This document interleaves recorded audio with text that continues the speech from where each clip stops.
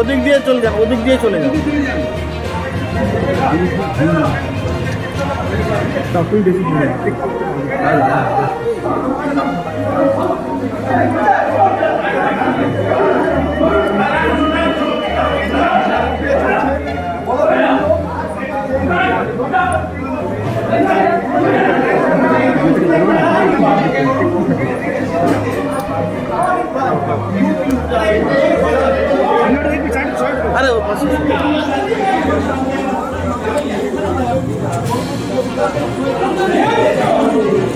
अरे आगे सर, आगे थोड़ा आगे, सर थोड़ा आगे।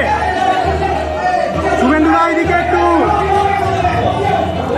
শুভেন্দুলা একবার শুভেন্দুলা। মানে ষষ্ঠ ফেজে যারা আমরা ভোটদাতা, আমাদের সবাই আমরা সমান। ভারতবর্ষে এটাই হচ্ছে আলটিমেটলি লাইনে দাঁড়িয়ে ভোটাধিকার প্রয়োগ করতে হয়, এবং সেটা আমি আমার ভোট কাস্ট করলাম নরেন্দ্র মোদীজির পক্ষে, বিকশিত ভারতের পক্ষে, শক্তিশালী ভারতের পক্ষে। এবং নরেন্দ্র মোদীজি যাকে এখানে প্রার্থী করেছেন, যিনি অনেক চোরকে জেলে ঢুকিয়েছেন, জাস্টিস অভিজিৎ গাঙ্গুলি, তাকেই আমি আমার ভোট কাস্ট করেছি। এটাতে কোনো লুকানো দ্বিধাদ্বন্দ্ব নিয়ে আমি 200 মিটার বাইরে বলছি। নট টুডে ইজ 144 ভাই। আর আমার বিশ্বাস 400-র বেশি আসন নিয়ে মোদিজি তৃতীয়বার প্রধানমন্ত্রী হবে, এবং জাস্টিস গাঙ্গুলি তমলুক, হলদিয়া, নন্দীগ্রাম সহ সতীশবাবুর যে জায়গা, এখানে একটি গুরুত্বপূর্ণ রোল প্লে করবেন। আমি বেশ কিছু উন্নয়ন এখানে করেছি, ছোটোখাটো, অনেক বৃহত্তর উন্নয়ন বাকি আছে। সেগুলো করার ক্ষেত্রে মোদিজির আশীর্বাদ সহযোগিতা নিয়ে জাস্টিস গাঙ্গুলি সেটা করবেন, এই বিশ্বাস আছে আমার।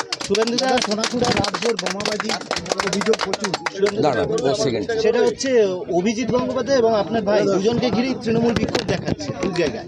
আর ওরা তৃণমূল না, এগুলো তৃণমূলই, মানে লুম্পেন। এটা আইপ্যাকের পরিকল্পনায় সাফ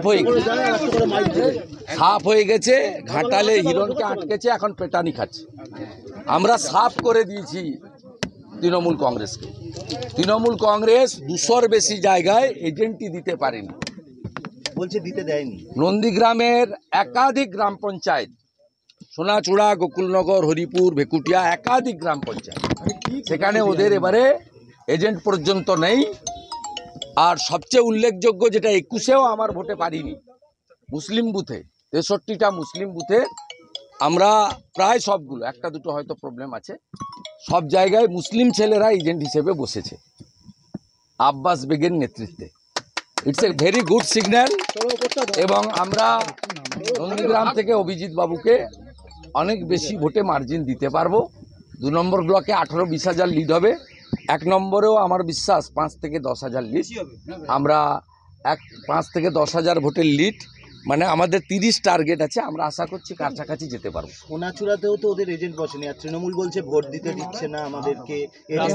ওদেরকে কানতে বলুন, ওদের বহু জায়গায় এজেন্ট নেই। ময়নার বহু জায়গায় এজেন্ট নেই, বহু জায়গায় এজেন্ট নেই। ওদের সাংগঠনিক শক্তি নেই, এবং লোক চোরেদের পক্ষে নেই। এ তো ভোট সরাসরি হচ্ছে। মোদিজিকে ভোট দেবো না চোরেদের ভোট দেবো?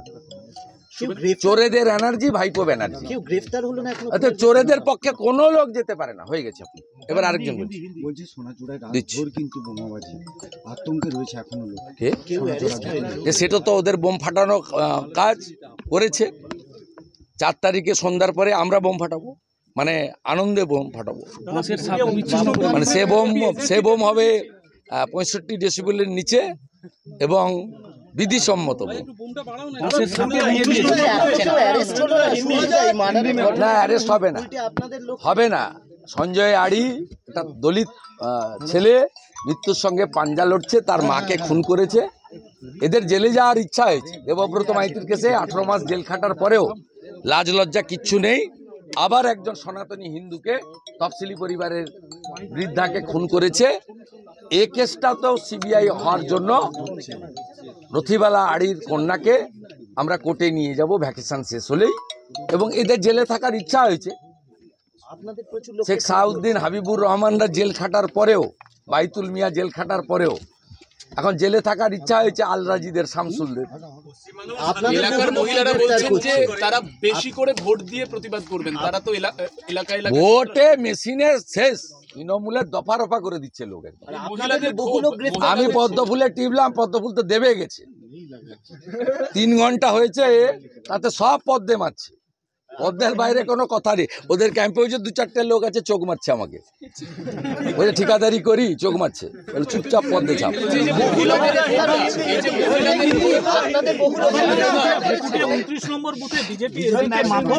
ও করে আমিরুল, ও আমিরুল বলে একটা লুম্পেন করে, এর দশাও ঠিক হবে।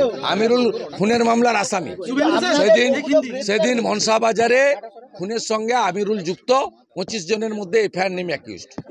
জেলে যাবে, জেলে যাওয়ার ইচ্ছা হয়েছে, জেলে যাবে, কনভিকশন হবে। ওকে স্টপ, হিন্দি হিন্দি হিন্দি হিন্দি হিন্দি, বাকিটা আমি এমএলএ অফিসে দেবো।